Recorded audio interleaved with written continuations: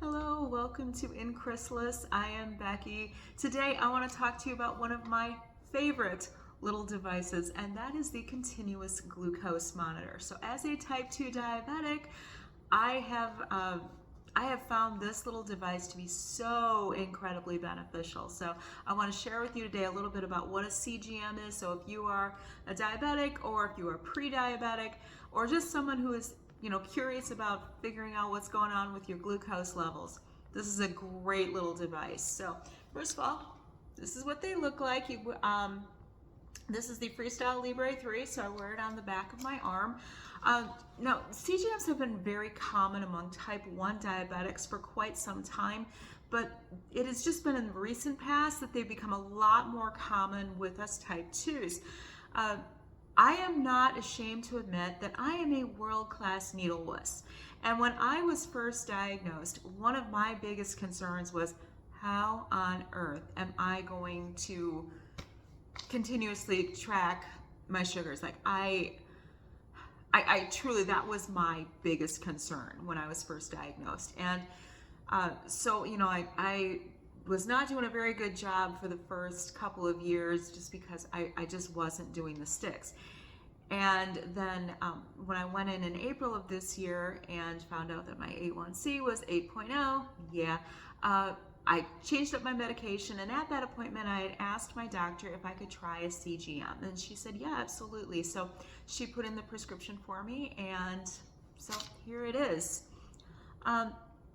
Fortunately, my insurance covers a good portion of it.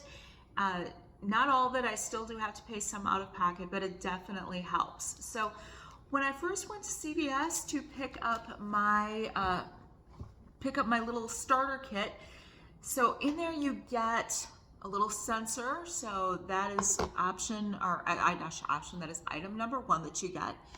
And then I get a 6-pack of these little sensors, which are the little units here you wear on the back of your arm.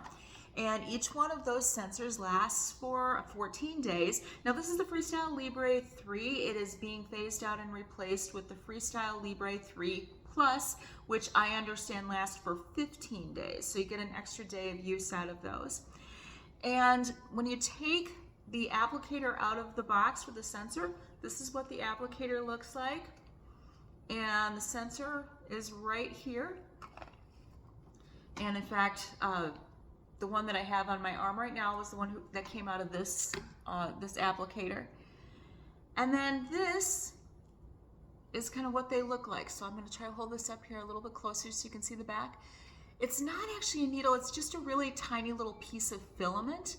That's the part that goes in your arm, and then this is the adhesive pad that sticks to your skin. So that's basically the components of it. So before you put on the sensor, just clean the area on the back of your arm with an alcohol pad and let it dry for a minute or so, and then you can go through the process of putting it on. I am going to do a video showing you how to put one of those on when I change this one out. So I will make sure that I will get that posted, but wanted to get this up for you today. Now, if you are somebody who exercises a lot, sweats a lot, or you just have a really hard time getting things to adhere to your skin, these are a great little addition. These are called skin grips, and there are other brands that you can get, but I will take one out of the package so you can see what they look like. So the skin grips, they look like this, and then they've got the peels on the back just like you would on a Band-Aid. And then what you would do is just take it and put it over the top of your sensor. It basically, the patch itself, it's like athletic trainer tape, like what a physical therapist or an athletic trainer would use to wrap an elbow or an ankle or something like that. So real lightweight material, but like I said, you can get those on Amazon. They come in a variety of different colors and patterns, and different ones for different CGMs. So I have yet to actually utilize my scanner because I have my sensor sent, data sent directly to my phone, which I love. So there's an app on my phone that collects all of my data, and I have found that data to be so incredibly helpful. And okay, so there are general guidelines, general nutritional guidelines that anyone who is diabetic or pre-diabetic needs to follow in order to, stave off long-term complications and keep your glucose in check. Well, the CGM kind of tells you where you've got a little bit of wiggle room with that. So for example, I found out that a small amount of baked potato is okay for me as long as I have it with a protein or a fat. So if I have a small amount of baked potato with butter or olive oil or maybe a little sour cream, just a minimal arch shows up on my CGM data. However, one bite of pasta or rice and I get a huge spike. So what that tells me is that I am incredibly sensitive to pastas and rices. And for me, it doesn't matter if it is white rice, brown rice, wild rice, doesn't matter. My body does not like rice. And I know people who are the exact opposite. So different social media groups that I follow, people were saying pretty much the exact opposite. Like, wild rice works just fine for them, or brown rice works just fine for them, but they can't touch potatoes. So anyway, that's the kind of data that the CGM can give you. I also know that berries are fine for me. I can have, half a cup of berries. Minimal, if any, impact. Same with a small apple. Minimal to no impact. Again, as long as I have it with a protein like a slice of deli turkey or a piece of cheese. They're just, just minimal impact on my glucose. So that's the kind of data that a CGM can give you. It will also tell you data for the last 7 days, 14 days, 30 days, and 90 days. So if you want to see how you were doing over an extended period of time, you can do that too. My goal is to keep it in the green. So if you drop low, it's going to go into a red zone. If you go above, I have it set to go above 180, but if it goes above that, then you go into a yellow zone. So my goal is to always keep it right within that green zone. And I'm fairly competitive with myself, so I actually find that it's quite useful that way.